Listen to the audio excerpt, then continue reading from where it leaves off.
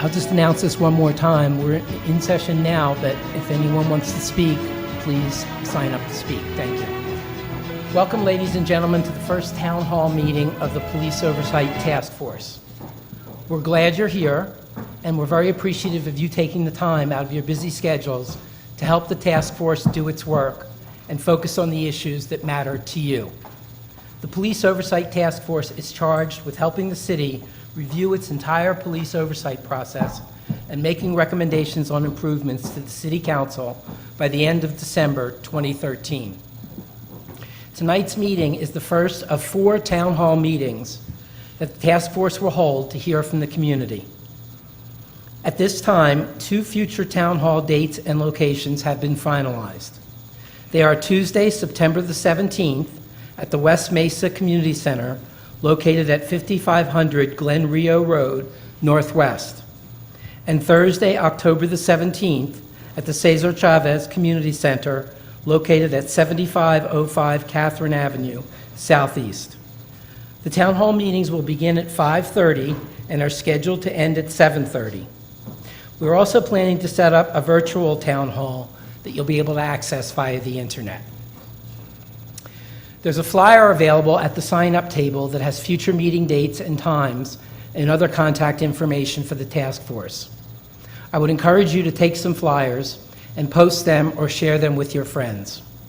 We want to make sure that we advertise these meetings as widely as possible so we get the greatest public participation possible. So please use your email lists, social media. We want to get the word out every possible way. Also, information about the task force can be found on our webpage.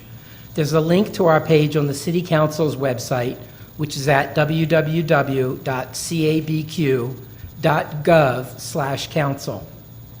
The task force webpage contains PDFs of all the information handed out at each of our meetings, information and updates about future meeting locations and times, and bios of each task force member. It will also have a link to a video of this and all future town hall meetings. Tonight's meeting is all about you. In a few moments, we'll begin taking public comment.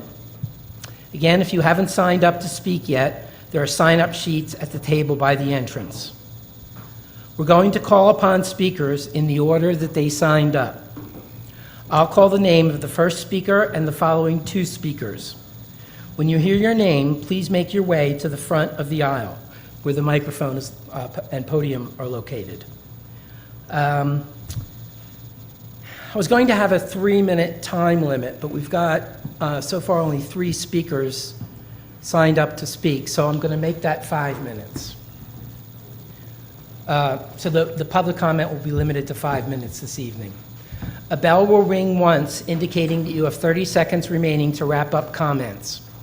At 5 minutes, a second bell will ring, indicating that your time is up. And so that we may be as productive as possible this evening, I would ask that you please refrain from personal attacks and criticism.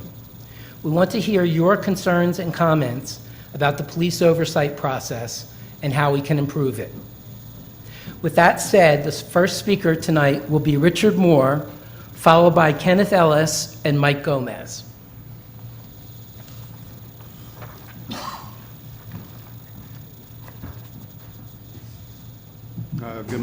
Good evening, committee members. My name is Richard Moore. I'm here representing this evening an organization called Los Jardines Institute. It's the Gardens Institute in English.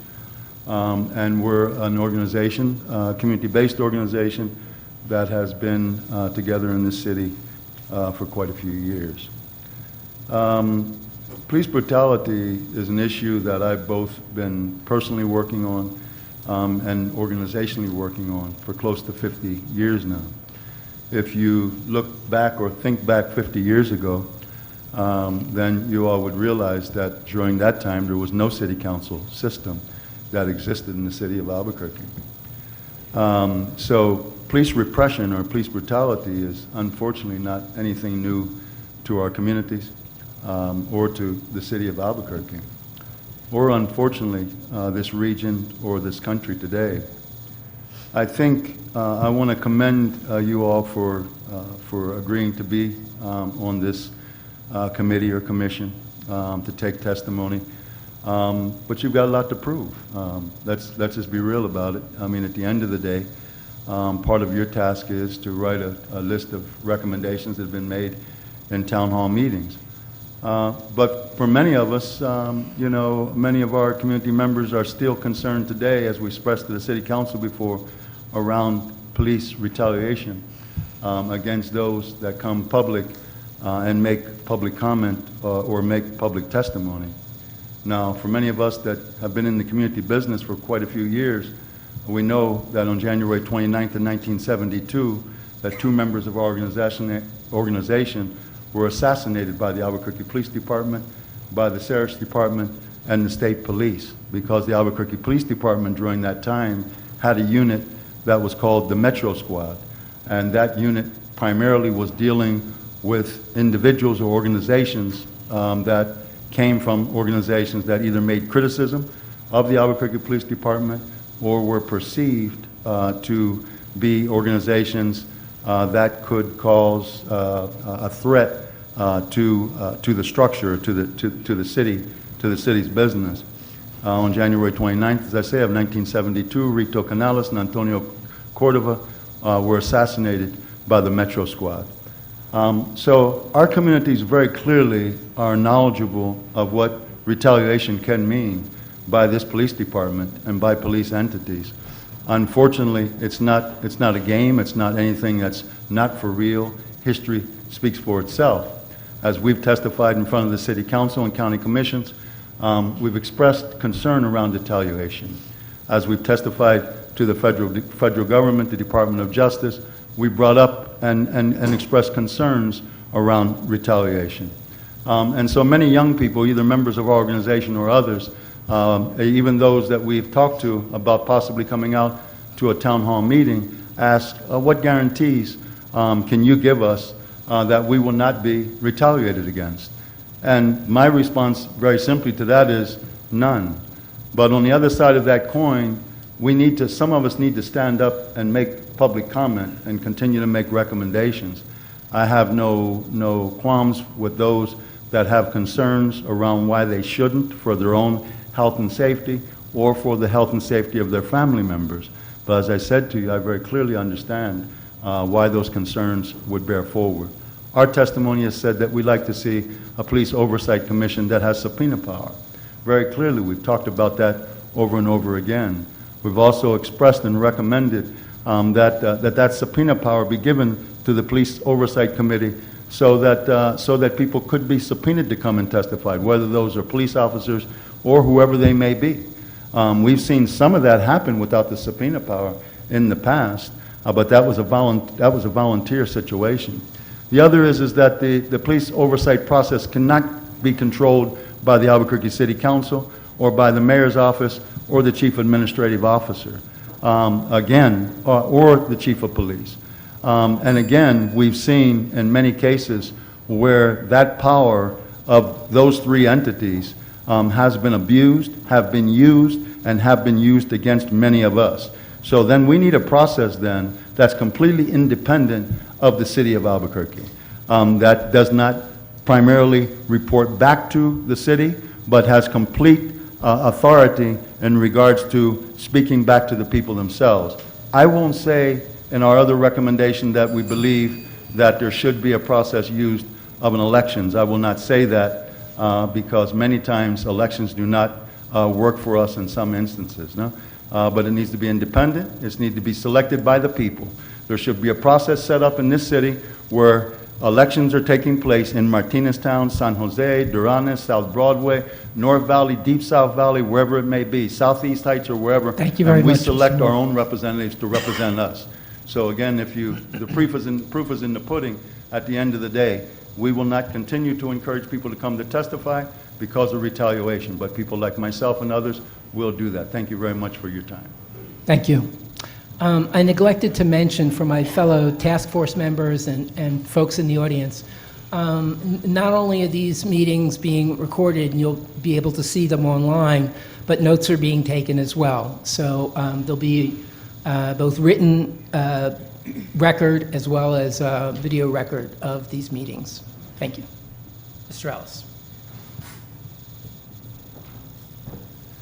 Thank you. My name is Kenneth Ellis, and once again, my son was the Iraq War veteran that was shot and killed by Albuquerque police in 2010, and that put me on the course that I'm on now.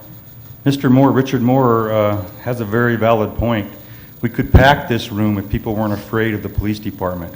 I've spent a lot of time on the streets of Albuquerque passing out flyers, campaigning to get Department of Justice here, and I've talked to literally thousands of people, and they're afraid, I mean terrified of the police department because of what the brutality and the misconduct and the whoopings that they've gotten. Anyone that spoke out and spoke up against Albuquerque police was retaliated against. But the bottom line is that you guys are tasked with coming up with some ideas to present to City Council, and when you guys convened and you voted for your chair and your vice chair and your members, we were in the audience and we were observing everybody and watching what was going on, and it's disturbing. We have footage of Miss Kennedy here and some others that during this voting process where, you know, their demeanor and their whole disposition changed throughout. You could see the disgruntled looks in their faces. My bottom line is that we are here. This is for the police department. This is not us against them. This is not. This is to help our police department. Our police department desperately needs to get rid of this blue wall of silence, and they desperately need to have accountability within the rank and files so that they can do their jobs without being afraid of the misconduct of another officer and being retaliated against themselves. It's you know, it's just it's amazing that the corruption and the level of the brutality and the stuff that went on within the police department. So I guess just in closing, I just would like to, you know, ask you guys to all, you know, search your heart and your souls to the reason why you're here.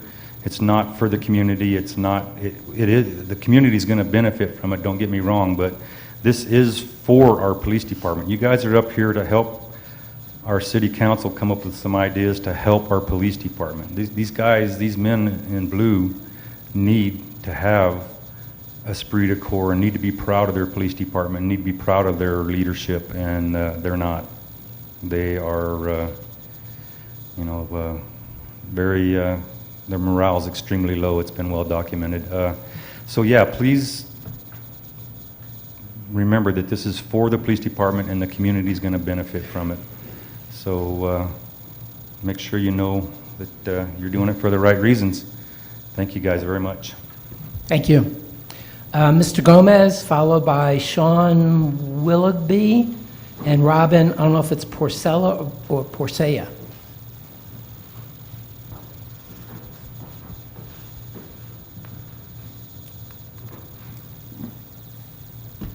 Make sure I turn this thing off here.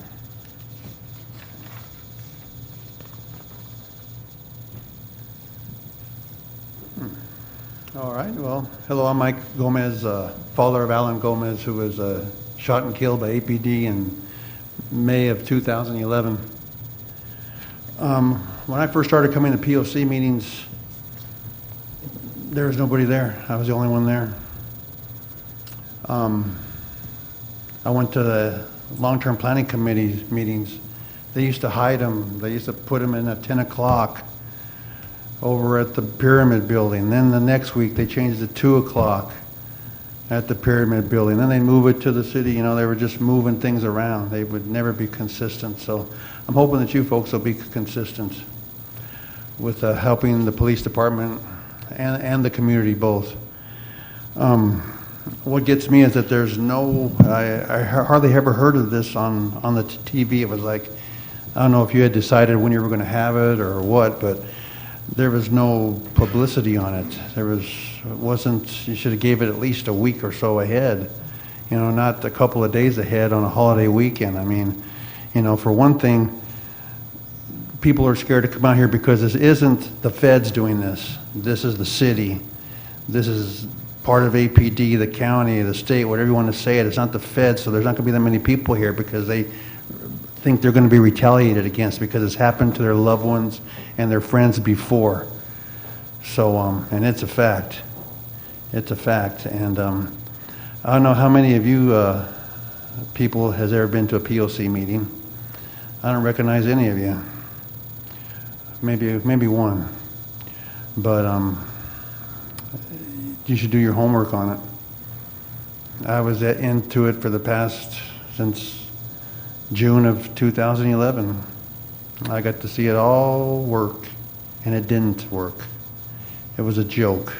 And that's what you're here for, is to help improve this circus that we have of the POC.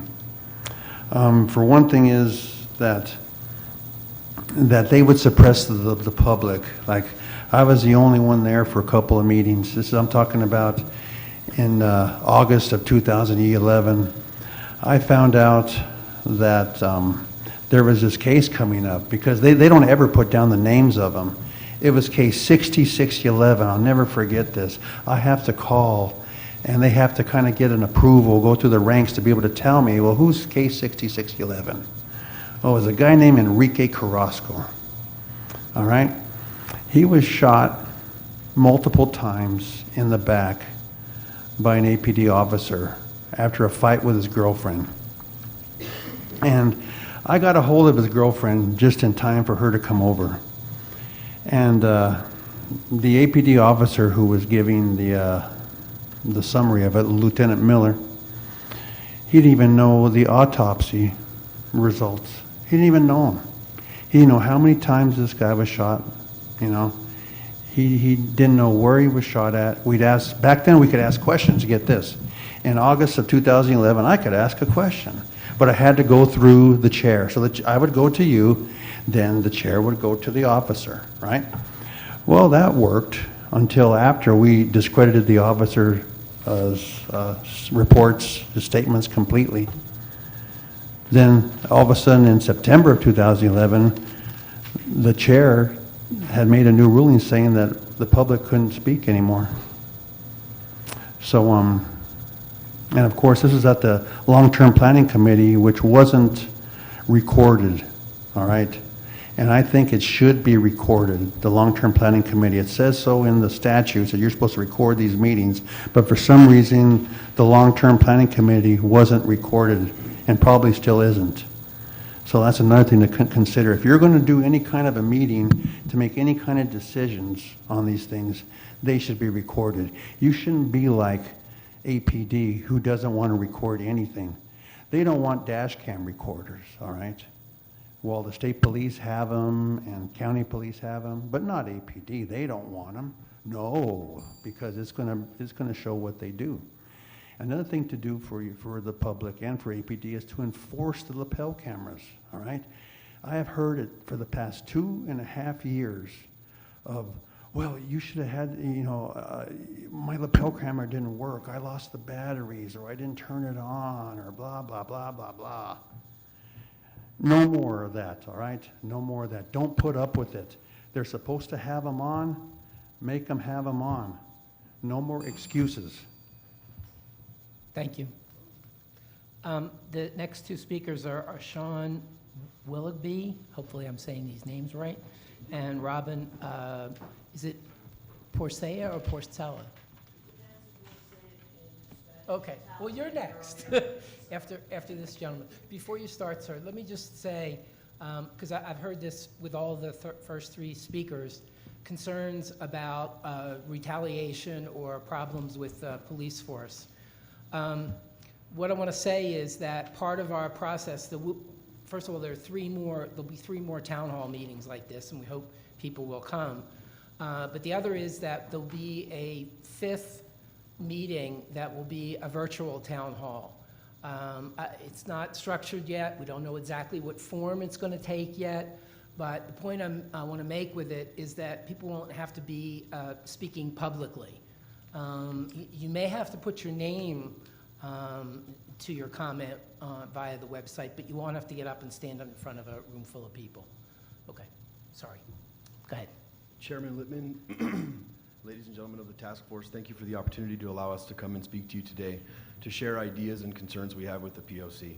My name is Sean Willoughby. If you've been told, I'm the Vice President of the Albuquerque Police Officers Association, representing the rank and file for Albuquerque police officers. I'd like to start off, I wish I was a little more prepared. 5 minutes is a long time to speak. I'd like to start off by telling you a little bit about me. I've been a police officer in this community for about 11 years. I'm proud to be a police officer. I'm proud to serve the membership, and I do not feel that APD has a problem with corruption.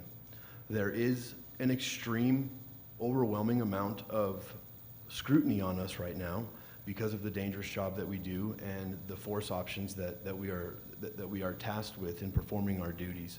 I understand the importance of public support and the public having faith in its police department, and I'm glad to see that there's a well-balanced mixture of individuals that are going to try to help us tackle these problems.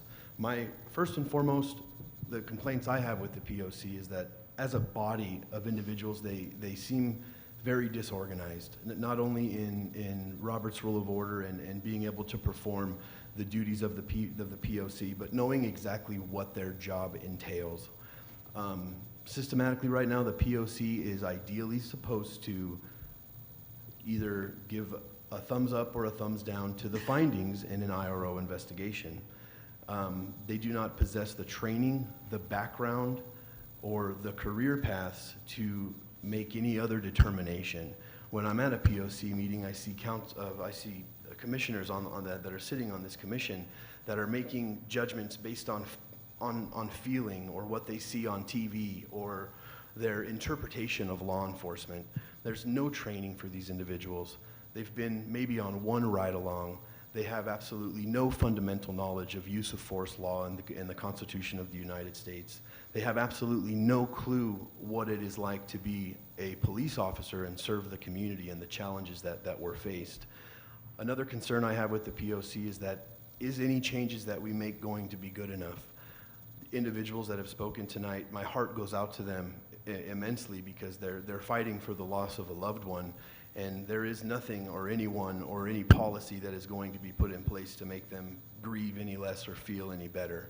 So, I mean, you have an overwhelming challenge that you're faced with. I would like to see mandatory training quarterly for the POC, not only in constitutional law, but in law enforcement, use of force law. I would like them to experience FATS training, which is where it's almost like an active shooter type of training. I think they should all have to go to the Citizens Police Academy. If you look at every commission that is employed by the city of Albuquerque, and you do some research as to the resumes of the individuals that are on these commissions, all of them have an overwhelmingly exceptional past in the actual craft that they're serving a commission on. They're all professionals of their commission, so they're making an educated decision when they're making these decisions. Everything that's going on right now leads you to believe that these are some extremely important decisions. This is the most important commission in the city of Albuquerque. They need to be educated, they need to know their craft, they need to know their job. The POC can never be a disciplinary body for Albuquerque police officers. They don't have the ability to do so. They're not involved in the Garrity protected statements. They have a snapshot view of an investigation, and they need to trust in their IRO. They need to trust in their investigators who work diligently to perform their duties. They need to trust in IA. They need to trust in the investigation in order to effectively do their job. This is,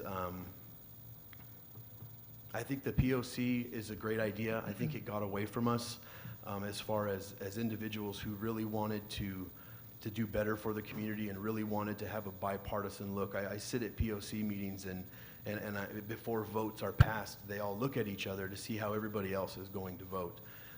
That is extremely disheartening to me, and I think fundamentally it needs to be well balanced. You need that law enforcement, you need that constitutional law, You need the prosecutor or the defense attorney. You need individuals who are extremely competent into making these decisions, who are dedicated to learn this craft, and who are dedicated to make a well-balanced, well-educated decision. Because if you don't have that, it's all for nothing, and the public is not going to be satisfied with your findings. And that's all I have. Thank you very much for your time. Sir, before you leave, one of our task force members has a question for you. Yes, ma'am. Mr. Willoughby, thanks for your comments. The question I have is you talked about the Oversight Commission needing to be well-balanced. Use the mic. Okay, sorry. When you say well-balanced, can you describe that? When I say well-balanced, I mean it's a very bipartisan commission. We can't have,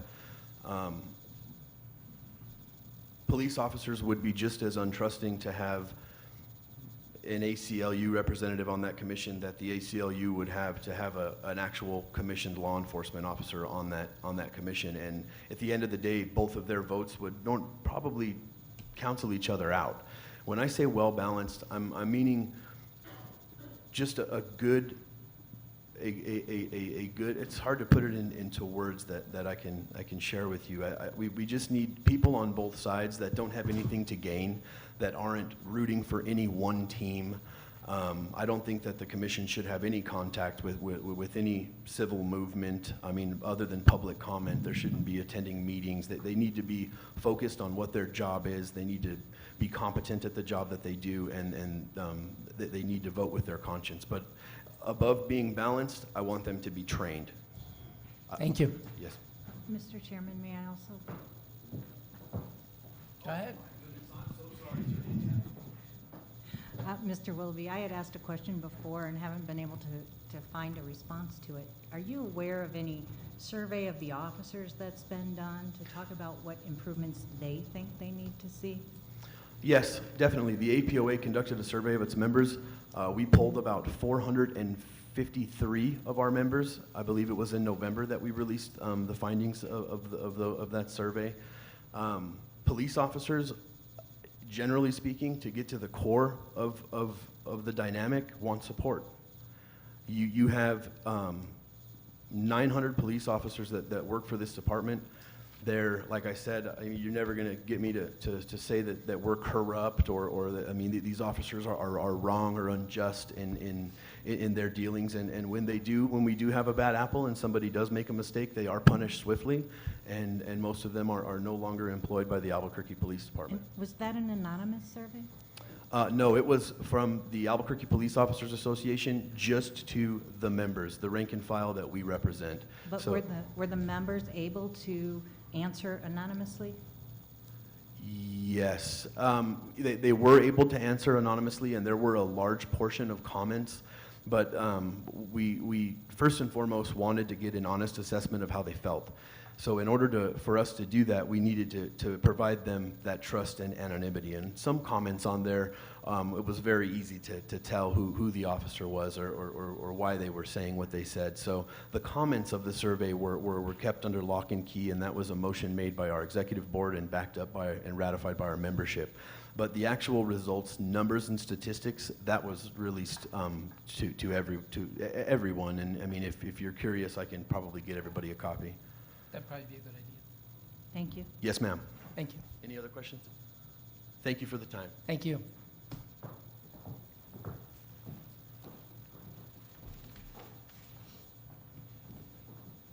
Hello.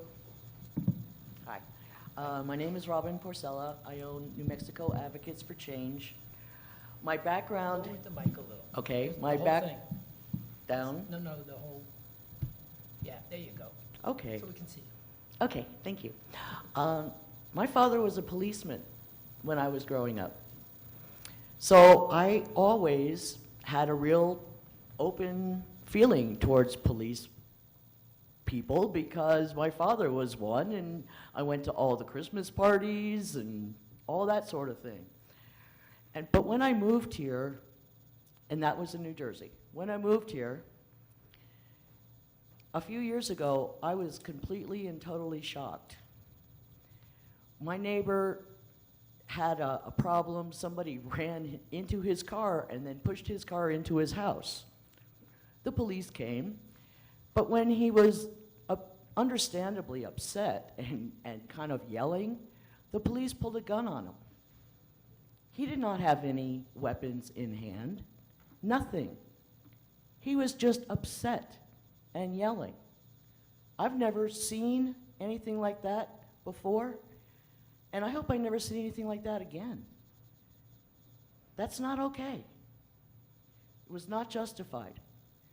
Now, personally, I've never attended any POC meetings. I do go to a lot of city council meetings. And at the city council meeting, when they discussed the budget, I was shocked again. Albuquerque spends the second highest rate, percentage-wise, towards the police department in this entire country. Las Vegas, Nevada is the first. What justification is there for that? 5 percentage points more than the average mid-sized city in this country. And there's so many problems, I don't understand that. Another issue that keeps coming up is the police mental illness, PTSD. It keeps coming up that the lack of training with people with mental illness and PTSD needs to be addressed, seriously addressed. The other problem that I keep seeing, all those women's bodies that were found on the west side, there has been no movement towards settling that issue. It makes women in this city feel terribly unsafe. I really think it's important for the police to reestablish some trust, feelings of public safety. I mean, I grew up with that. I was perfectly fine walking down the street at 5 years old. And that's no longer the case. And thank you for your time. Thank you. That was the last person I had that was signed up to speak. Is there anyone else who would like to make a statement? Okay. Is there anything that any one of the task force members would like to say? Mr. Chair, I had a question. Officer Willoughby brought up a poll that had been taken among the officers, and it wasn't clear to me whether that poll actually addressed the question of the POC or if that was on broader issues. I don't believe that there were any questions specific to the Police Oversight Commission in our poll. Thank you. Thank you.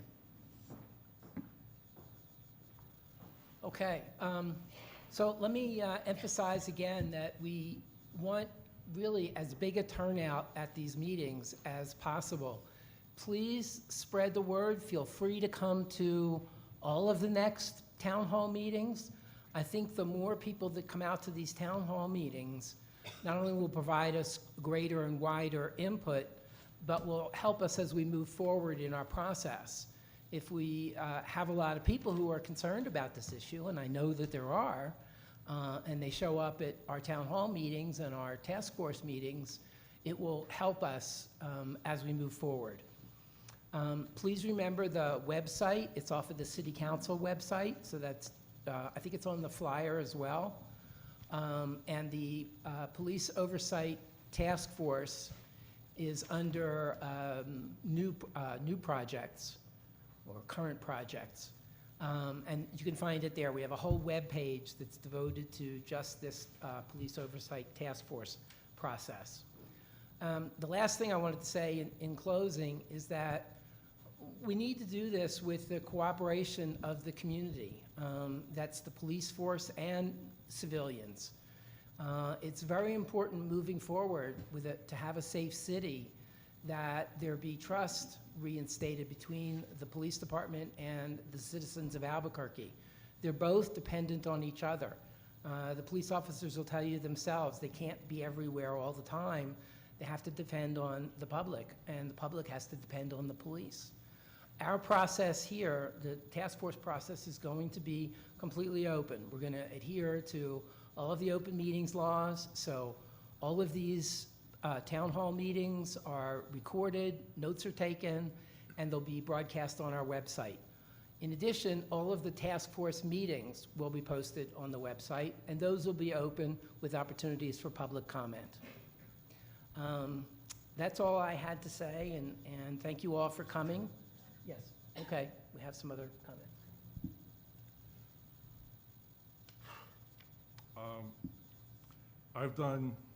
We've been given a lot of material to read, preparing to work on the task force. Of everything I've read, there is one line that seems to me to be the most significant thing that's in all the materials. And it's a quote from Emma Phillips and Jennifer Trone, Building Public Confidence in Police Through Civilian Oversight, published by the Vera Institute of Justice, September 2002. And what they said was, civilian oversight can never substitute for good police leadership or displace internal methods of fostering accountability. I hope that the work of this task force is not going to be just playing around the margins. It's never going to work unless we have good police leadership and good accountability within the police force. I'm a public defender. I read lots of criminal complaints. I do not particularly distrust individual police officers, but to use one example, I have handled a case where a man was drunk, he fell asleep in a store. The store owner called the police officer. The police officer, on the surface of it, the police officer woke the man up, and when the man woke up, he hit the officer, and the officer charged the man with battery on a peace officer, which is a felony. But in fact, the way the officer woke the man up was with what is called, and with what the officer called, a sternal rub. Now, a sternal rub is when you take your knuckle and you place it against a person's sternum hard, and you use pressure and you move it back and forth. It's a medical procedure. Mr. Wagner, Yes. excuse me, I'm sorry to interrupt, but I don't want to get into a discussion of police tactics. Well, That's- my excuse me. point is that this officer was clearly trained to do it. That's Okay, the but issue. our role is to hear from the public, that's why we're here tonight, and then to come up with recommendations for changing the civilian police oversight process. I'll short circuit, without going into any more detail, I'll just say it was something the officer was clearly trained to do. It was inappropriate for the situation. And I hope that one role of this task force, and certainly it should be a role of the Oversight Commission, to be making recommendations on what kind of tactics the police are trained to use. This officer didn't, by what he was trained, act improperly. Okay, thank you. Anyone else? Okay, again, thank you, folks. We really do appreciate your coming out on a weeknight, and please spread the word about the future town halls. We'd like to get as many people as possible. Thank you very much. No, excuse me, but if you want a better turnout, you might want to make the meetings just a little bit later for the people that are working to get home. Okay, thank you. Don't forget, I'll say this one more time. We hope to have the virtual town hall as well, which should accommodate folks who don't want to speak in public, folks who can't make the other 3 remaining town halls, et cetera. So thank you very much. I have a point, excuse me, on the point of the best time, also, I understood the comment that there wasn't enough notice of this meeting, and also that it wasn't widely advertised. It would be helpful to get ideas from you all. I mean, in terms of the advance notice, I got that. But in terms of places to publish notice that you think your communities might actually see or hear, I would appreciate knowing what people are thinking about that, so we can do a better job in terms of getting information out. I happen to hear it on Channel 7 tonight, that's why I'm here. But why aren't the neighborhood association people sending me notice, My understanding that it was distributed through all of the neighborhood associations, all of the community centers. I know I myself distributed it to half a dozen email lists. I asked for city staff to develop a flyer so that that could be distributed. I know that was distributed, but we did run into a holiday weekend. Hopefully you have well advanced notice now of the next 3 town hall meetings, and we'll get information out as soon as possible when we know how we're going to handle the virtual town hall. So please spread the word. Thank you. Okay. Adjourn.